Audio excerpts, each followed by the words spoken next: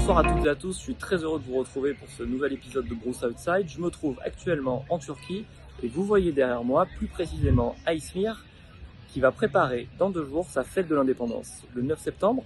Alors, nous faisons à Izmir, à cette période de l'année, le suivi du démarrage de notre production de raisins secs et je me permets de prendre la parole après les épisodes d'Abricot pour vous signaler quelques éléments importants. Le premier point très important, c'est que le marché s'est brutalement inversé sur les raisins depuis à peu près mi-août, qui n'est pas prévu par les intervenants ici et qui s'explique par différentes raisons. La première, et je vous parlerai bien entendu avant de vous parler volume, la première est économique et notamment de la situation que traverse la Turquie. La Turquie actuellement connaît, comme par ailleurs également d'autres pays, une très forte inflation.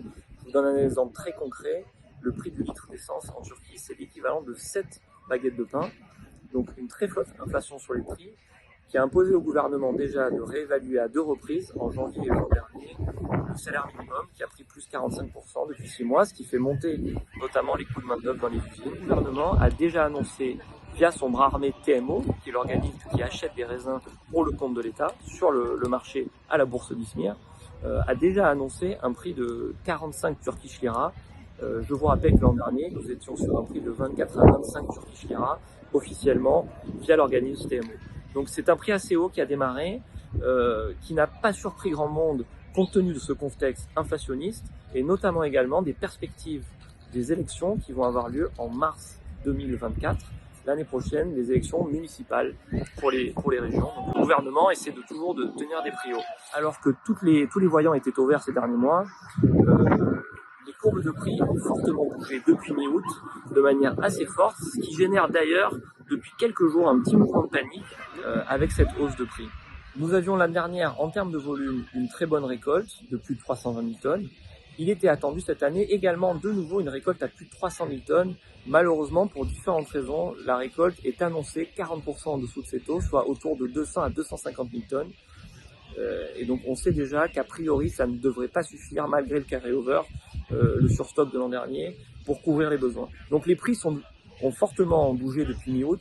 Les niveaux de prix de la récolte 2022 n'existent clairement plus en Turquie. Donc une page s'est tournée très rapidement, je dirais même brutalement. En pratiquement 15 jours, nous avons basculé sur de tout autre niveau de prix en Turquie.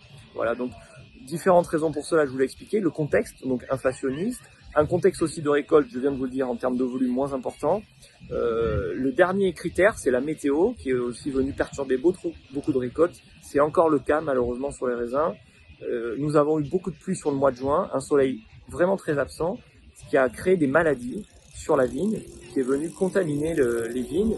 Et d'ailleurs, ce qui induit également le manque absolu de marchandises bio sur la Turquie actuellement, la grosse pénurie du bio, à cause des traitements de pesticides qui ont dû avoir lieu suite à ces pluies intenses en juin. Il est difficile, clairement, de vous conseiller aujourd'hui quoi faire et de pouvoir prévoir ce qui va se passer. Il y a une forme de panique en ce moment, donc effectivement, sauf besoin urgent de chargement, le conseil est plutôt d'attendre, de voir ce qui va se passer. La récolte a 2 semaines de retard. Nous devrions y voir plus clair, deuxième quinzaine de septembre. D'ici là, nous restons en contact et à votre entière disposition. À très bientôt.